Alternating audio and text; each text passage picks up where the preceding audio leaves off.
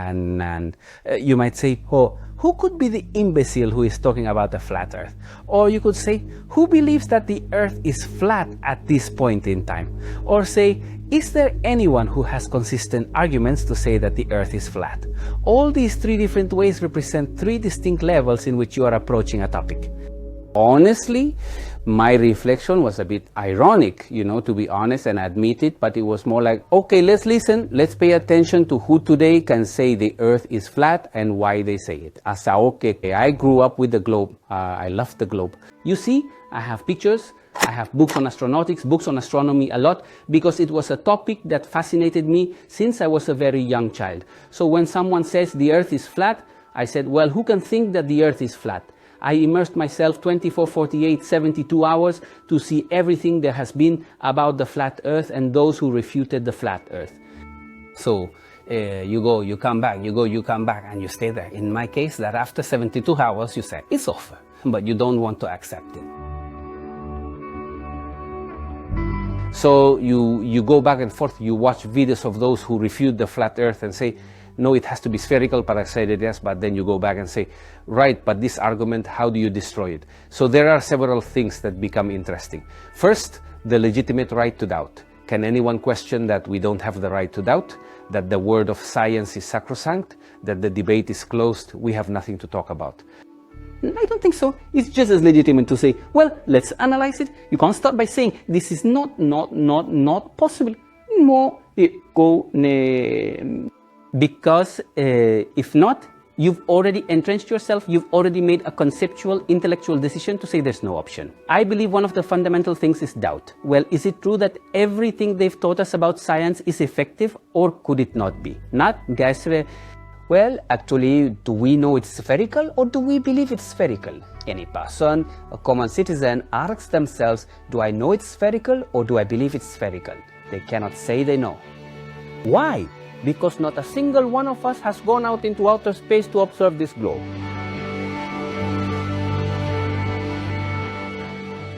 What we've seen are the images from movies, from television, from books, and what they taught us in school. Therefore, it's an act of faith and belief. It's a belief in what we were taught and what we have seen. We flat earthers, we are not believers in a flat earth.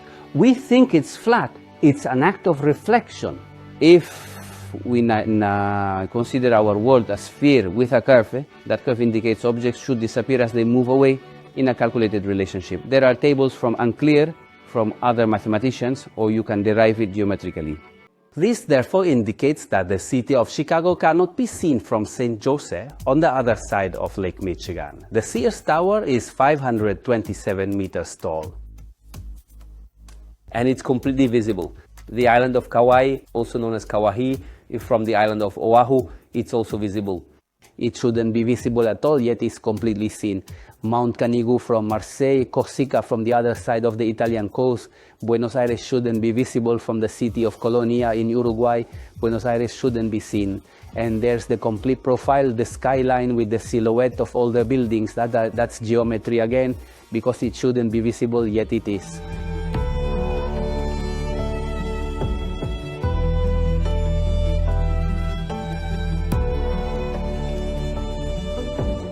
What did Magellan do? Magellan did this. That's called circumnavigating, and that's what airplanes do. They fly around in circles. If I leave my house here and go around the entire block completely and return to my starting point, I went all the way around. But if I then say the ISS fit, where you see the transparent parts, how the astronauts distract you. They're always playing with a little ball. Don't these guys ever work?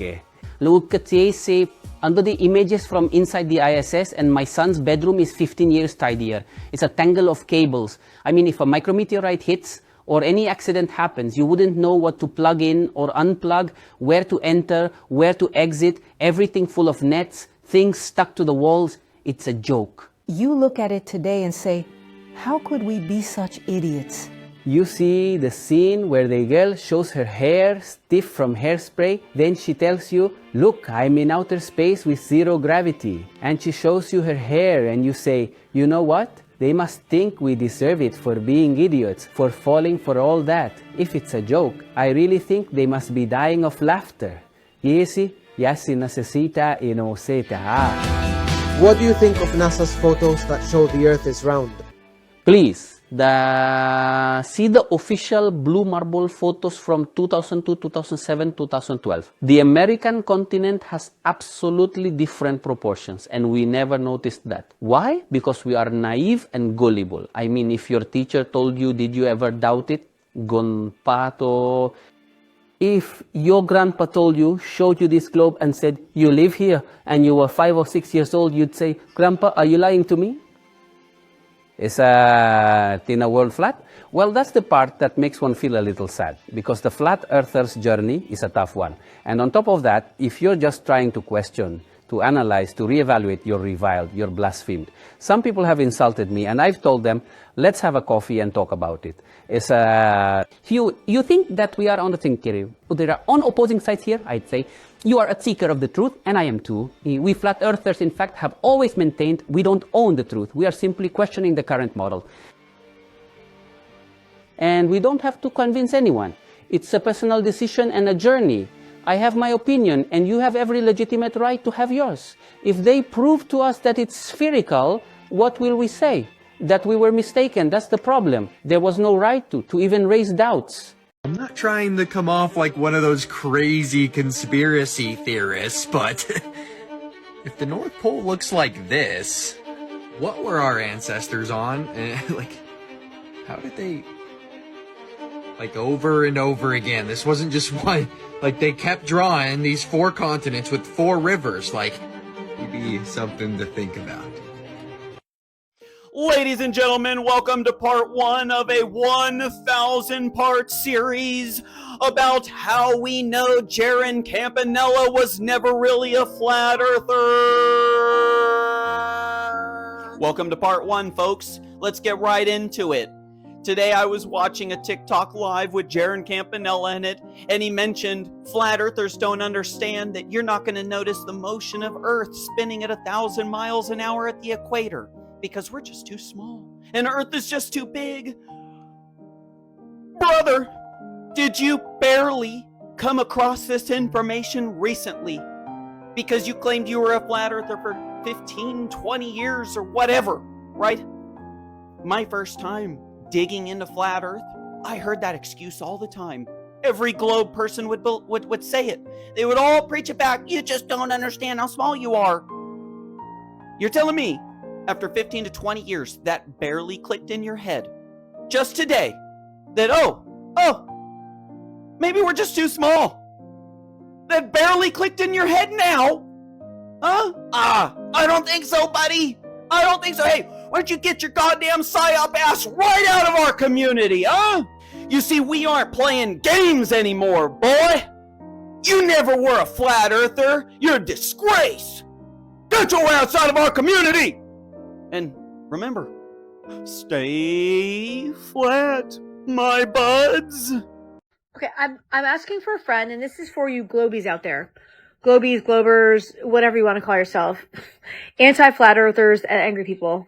My question for you is, when you go outside and you look up at the stars, like Little Dipper, Big Dipper, Orion's Belt, the constellations, you look up and you can go out there and they're up there for hours. They're just there.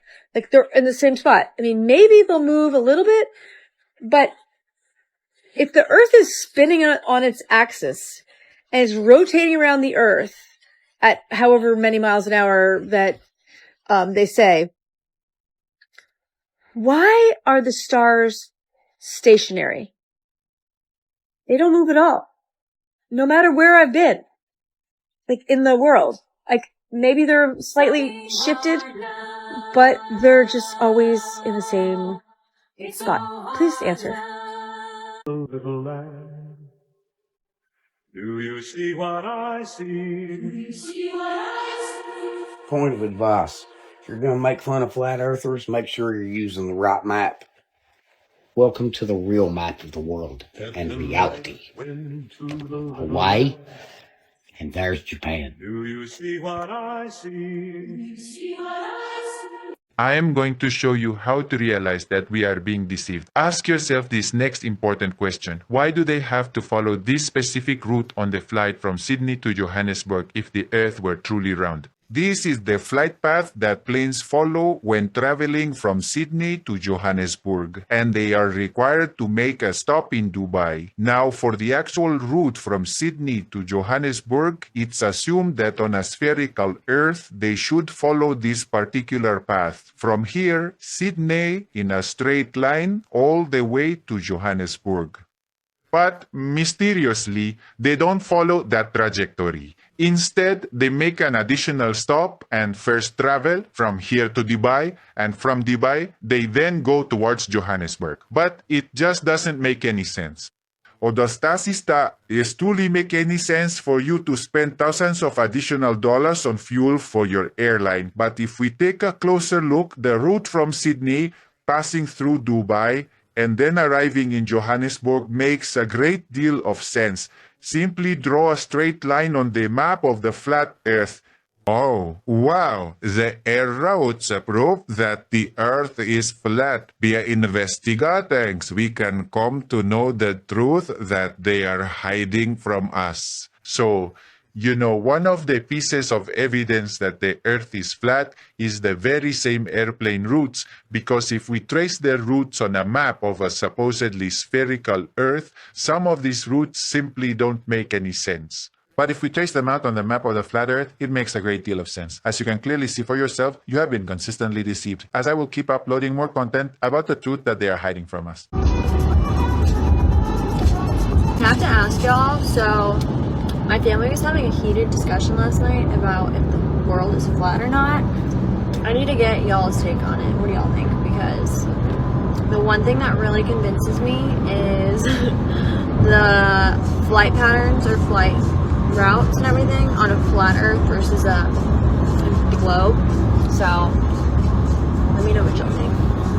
You want to know why the Earth is flat? Here's how I know. Have you literally ever looked outside the window of a plane? Literally, it's that simple. 96. It's a big boy. So I got two big guests. Big names, big bodies. Huge. Yeah, I don't even know if I introduce you to. You got Rampage the Legend Jackson here. You got Bradley. Meet me at 260. Martin. How much you weigh right now? Why people care if people believe in the Earth the way the Bible describes it? Why do people get so mad about that? Does the Bible describe it as flat? Yeah. It does? With the dome, the firmament, and everything. Oh, that's news to me. That's new. You never read the Bible? No. That's the problem. That is a problem. That's why I go to hell. So why do people get mad at people if they just describe the Earth the way the oldest history book describes it? Yeah. So does this mean you think it's flat? Yep. You do? Yeah, I do. But what were you gonna say about? This is what changed me when I looked into emergency landings. Something simple as that. That's what changed me to go more to like, oh yeah. Then I went to the Bible and started reading with the Bible. I used to be a Christian, so I was like, oh, I've read this stuff before, but we think of it different. I went there. Now I look at the Old Testament like a history book, and so I went and read it and like a history book. I was like, oh, okay, it broke everything down for me. But if you look into whenever you have time, just look into emergency landings. What do you mean by emergency landing? Like when say somebody's flying from Asia coming to LA, yeah, and like if it's an emergency or something, and then see like the way they land, and then you think like, wow, that's not an emergency land. They went all the way out the way, and then you got to break down why did they do that? Why they go all the way out the way, and they say it's an emergency landing. That's what changed my mind. Why would they go all the way? Exactly. That's the point. Exactly. But why would that prove that the Earth is flat if you go out of the way? Because if it was an emergency, a real emergency, wouldn't you go somewhere closer? You go somewhere closer? And not somewhere out of the way? When we see the emergency landing on the globe, it don't make sense. Oh, because it's like this. Yeah, so it's farther away. Yeah. So common sense would tell me that we're being lied to about the geography of our things. Why lie to us about the Earth being round, though? That's the big question. Nixon called the moon on a landline. He called them up and they answered straight away. They didn't have mobile phones back then, and they had to make notes with paper and a pen. But the landline worked and there wasn't a delay. Oh, the pastor radiated. radiation fire. They didn't conspire, so don't inquire. They didn't wear wires and they're not liars. They wore the attire, they're not actors for hire. They passed through radiation fire in a craft that looked like a tumble dryer. But they didn't wear wires and they're not liars. So just believe what I say.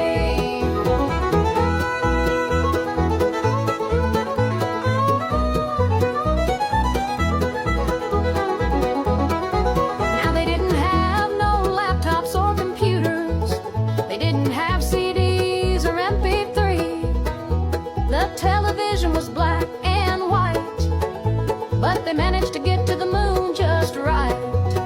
Cause of 1969 technology, oh, they passed through radiation fire. They didn't conspire, so don't inquire. They didn't wear wires and they're not liars. They wore the attire, they're not actors for hire. They passed through radiation fire in a craft that looked like a tumble dryer. But they didn't wear wires and they're not liars. So just believe what I say.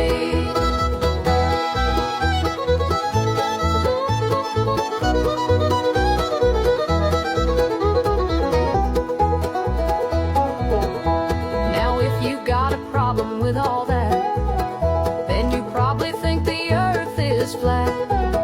You don't understand science, you believe in giants, and it's just more conspiracies. Oh, they passed the radiation fire. They didn't conspire, so don't inquire. They didn't wear wires and they're not liars. They wore the attire, they're not actors for hire. They passed the radiation fire in a craft that looked like a tumble dryer. But they didn't wear wires and they're not liars. So just believe what I say.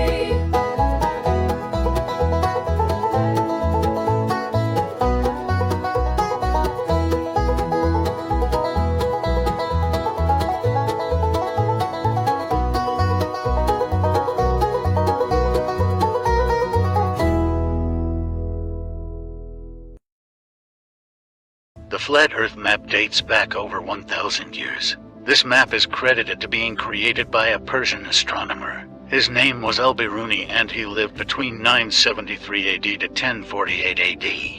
It's the official map of the United Nations and also the United States Geological Survey. It used to be present in many places before the creation of NASA and the Antarctic Treaty in 1959. Here you see it with Admiral Byrd.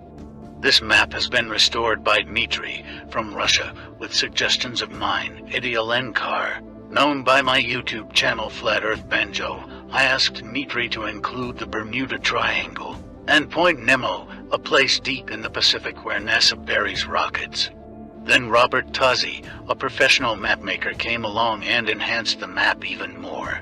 There are many people now selling this map online, but if you could order it from my online store, I would greatly appreciate it. Visit my online store now and order one of the items. I humbly thank you.